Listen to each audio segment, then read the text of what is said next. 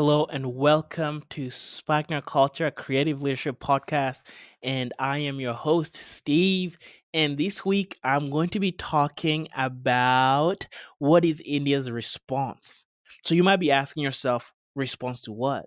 And I am actually having this conversation because I was inspired by a call that I had with a gentleman from Africa. He's one of the worship leaders that I'm working with, especially in the Nairobi scene in Nairobi, Kenya. And as I'm having a conversation with this young man, his name is Daniel. He said something that was really really impactful for me. He said this. He said, we know that worship is a response to who God is, and so he started mentioning and start saying things like, we know the Hillsong response, we know the Bethel response, we know, the Maverick City response, we know all these responses by different houses of worship and different communities. We know that, the I guess the Australia response, right? The American response, the African American response. But then he comes and says, what is the Kenyan response? What is the Indian response? I would ask now, because that is my question for this week, because I've been thinking a lot about this. And so my question is, what is our response? What is the Kenyan response? What is India's response, right, to who God is? Because worship is a direct, right? It's a direct response to who God is. It's a direct response to God's revelation. And for me, I was reading this morning, from we just did a devotional this morning, and we were in John chapter 4, and I was thinking about the woman at the well. And the woman at the well, right, after having a conversation, having an encounter with Jesus, she goes and just starts responding, right? There's like a worshipful response that comes out of her. And one of the things I really wanted to focus on today was just the idea that Jesus says in that John chapter 4, verse 34, he says, my food is to do the will of him who sent me and to finish his work. And then he says in 35, do you not say there are still 4 months and then comes the harvest? Behold, I said to you, lift up your eyes and look at the fields, for they are already white for harvest. And I just started thinking about this idea of how Jesus, right, has this encounter with this woman. This woman has an encounter with Jesus, and they have this, in a sense, like there's like a place where, you have this woman, right? She goes out and just starts, in a sense, like sharing with everyone, brings out everyone to Jesus. And then you have Jesus, in a sense, also sharing with the disciples and sharing from the place of saying, hey, I have work to do. I have food to eat that you don't even know. And then he says, like, I am here to do the work, right? I'm here to finish the work. And I just feel that in my heart today, that what if our response, right, as India, what if our response was to finish the task?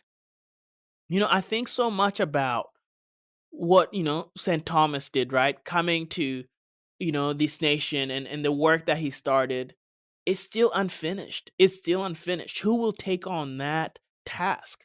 Who will stand up and finish that task? I mean, who, in your circle of friends as a leader, whether whatever sphere you're in, who can you say truly is taking on this mantle of finishing the task that Jesus started, right? Finishing the task that, Thomas continued.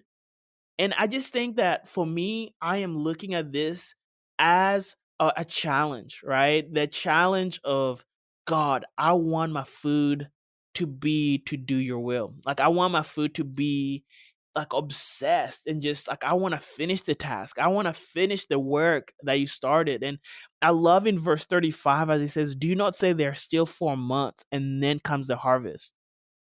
And there's so many of us who are saying that similar thing, right? There's still time, like this, how it's going to be a hard thing. There's so much that has to happen before this happens and this happens and this happens.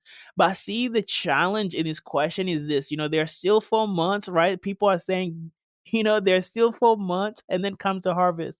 But then he says, Behold, I said to you, lift up your eyes and look at the fields, for they're already white for harvest. And I think it's that kind of, I mean, you might feel the same as me, you might not feel the same, but for me, I am just pregnant with this idea that God is ready to use some of us if we're willing. God is willing to use us, to impact this nation. This is a nation that needs, the goodness of God on display. The poverty, with like everything that's happening in this nation, with the poverty rate, with the corruption, with everything that's happening with COVID that just took away parents, took away people's wealth, took away people's leaders. Now is the time. This is the time to step up. This is now the time that new leaders need to rise up. And this is the time that we need to show God's goodness. People are hungry. The fields, they're white. And the thing I would leave you with is this. When harvest is ready to harvest, if you leave it out there too long, it goes to waste, right? It gets spoiled. And that's the question we have. There's like a window that's open, right? This Kairos moment, this window that's open for us to respond in worship, right? In worship, not just like in song, but in action. Because I believe this is the hour that we need to write new songs. This is the hour that we need to write new plays. We need to write, we need architects. That's something I've been talking to some of our writing teams and some of the people that I work with. I've been talking about the idea of actually becoming architects, actually building a better tomorrow. See, the thing is, like, I'm in a house that I did not build. And the thing is that I use the house exactly how the architect meant me to use it. The thing is, like, he put the bathrooms where he wanted to. He put the living room, the kitchen, and it doesn't matter if I want to use the kitchen in my bedroom. That's weird because he already put the drains, he put the rooms, and he put every appliance in the place that it's supposed to be, and I use it exactly how he wants me to use it. Right? He put the shower where he put it, and I use the shower exactly where he put it. And so for me, I'm looking at asking the Lord to raise up architects, right? People who are thinking 5 to 10 years down the road in India, like, how are people actually going to come in houses? How are we going to build? How are we going to construct? How are we going to create blueprints that other people can walk into and be served? Right. And so that is like my biggest prayer right now, as we're still in this stage where there's like an open door, an open invitation. Will you accept it? Will I accept it? Right? To be an architect that builds the future, that builds rooms for others to walk in, to feel loved, to feel accepted, right? To feel the joy of the Lord, to feel all the fruit of actually knowing God, and feeling loved, and knowing with assurance, without shadow of a doubt, where they're going, that they're loved, that they're cared for, that despite everything that's around them, that there's a God who loves them, that they have a family not only on the earth but a heavenly family. What will we give up? What is going to be our response in this hour? What is going to be our response in worship to God, right? Worship is not just music, it's not just song, it's not just what Maverick City is doing, it's not what Bethel is just doing, not Hillsong. But worship is everything, is everything that we do, everything. It's worship is when we go to put something at the altar. And what are we putting at the altar in this season before the Lord? And that's a question I'm going to leave you with this week. What are we laying down in worship? What's our response to the worthiness of Jesus? What are we taking to the altar?